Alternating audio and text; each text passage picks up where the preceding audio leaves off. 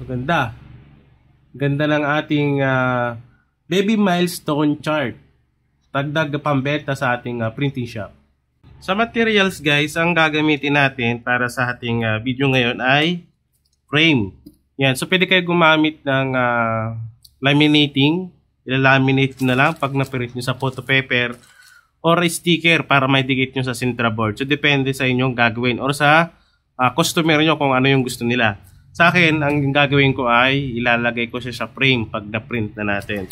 So sa materials, ang kailangan mo lang syempre yung frame at yung photo paper. So ang gamit ko guys na photo paper ay 115 GSM lang para katamtama lang din naman. Photo paper lang din naman, photo paper din naman to.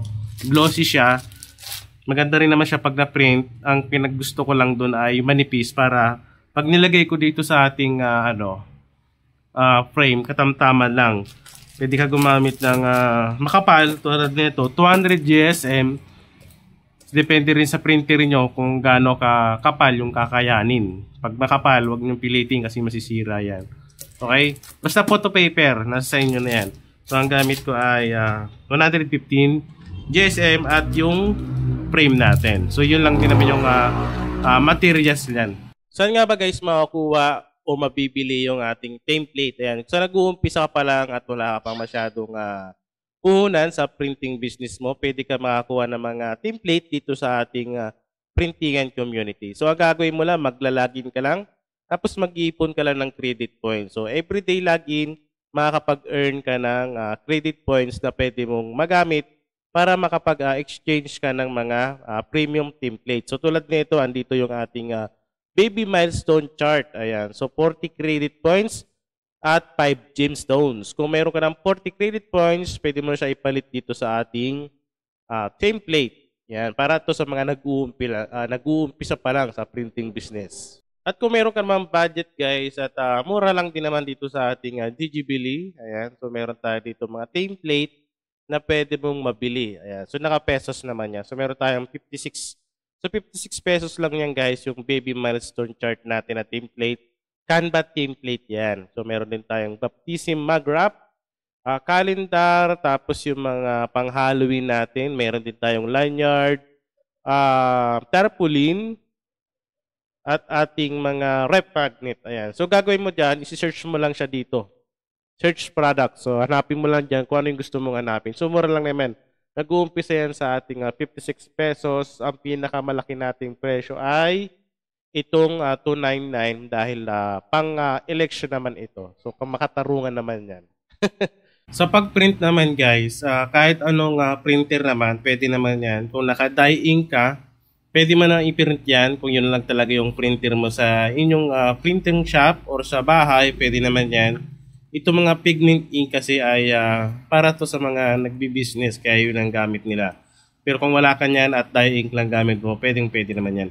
So pinagkaiba lang kasi guys sa dye ink at sa pigment ink, mas matagal kumupas yung pigment ink kaysa sa dye ink. Kaya yung pinaka-recommended talaga pag mga ganito ay pigment ink. Okay? So ang gamit ko ay pigment ink Kuyi. Ayan. So ito yung ating print out. So napakaganda guys. So simple lang din naman. So pwede mo naman i-edit yan kasi Canva template naman yan.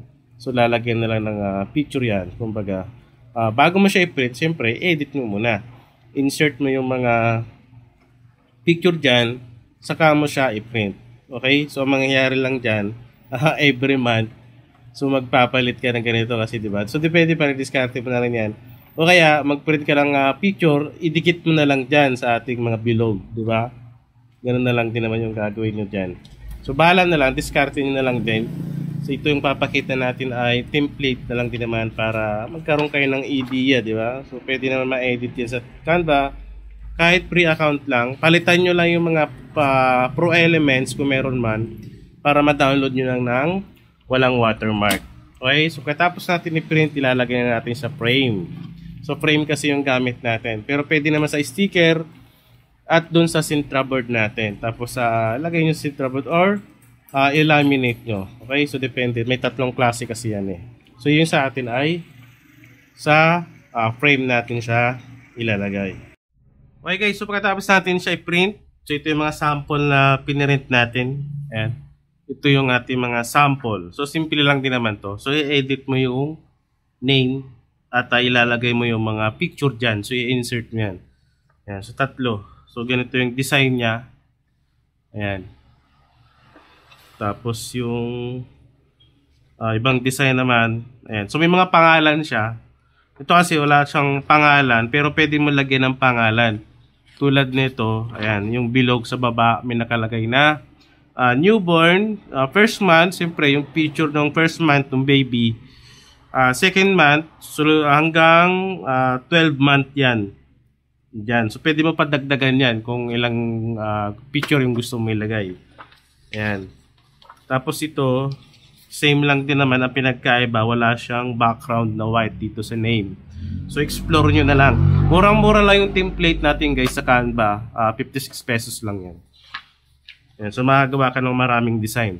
Okay? So gawin natin, lagay natin dito sa frame para makita natin kung ano yung pinaka-itsura niya pag nasa frame na. Yan. Tanggalin lang natin. Yan. Tapos, pili tayo ng isa. Ito na lang. So, dito, pag mahaba, putulan nyo na lang. Pag mahaba yung pag nito, yung photo paper. Kasi, yung nabili kong frame, hindi sakto sa A4 size. Pero pag bibili kayo, kailangan sakto dun sa A4 size. Okay? Yan. Hindi siya sakto. So, dito na lang. Tingnan natin itong isa. Para hindi na tayo magano. Yan. Diba? Bitin pa nga yan eh. So, tignan muna natin. Ilapat ko lang. Makita lang natin yung itsura niyan.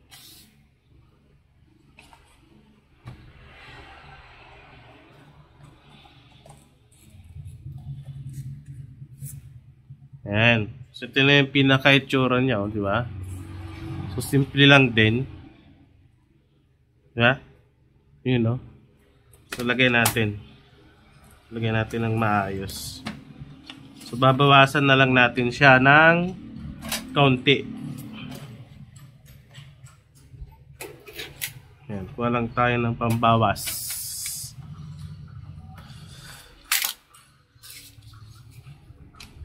Kahit pa paano bawasan natin siya.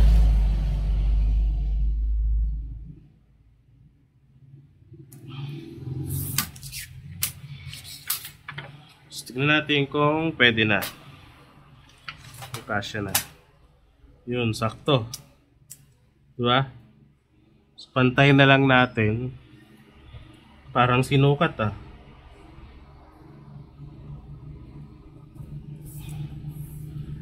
Ayan. So, lagyan natin to. Yan, no? Diba? Ganda. Ayan. Ilak ko lang. So, ganun lang kadali, guys. Gumawa ng baby milestone na chart. So, ang puhunan mo lang naman photo paper tapos yung frame. So, ang mangyari dyan, pag sa frame yung customer, gusto ng customer yung frame. So, add mo yung frame kung magkano, tapos plus mo yung photo paper. Kunyari, 150 yung frame na bili mo. Tapos, mag-add ka dun sa materials. So, pwede mo siyang benta ng 300. Okay? Para kahit pa paano may tubo ka. 300 or 450. Pwede pa nga 500 yan guys eh. Kasi taon din naman nila magagamit yan, di ba? Pwede ng 500. Ganito. Yan. So kaka na lang mag-adjust pag marami talaga. Yan. Yan, no? Okay? So ganda. Ganda ng ating baby milestone chart. Dagdag pambenta sa ating printing shop. Gamit yung ating frame.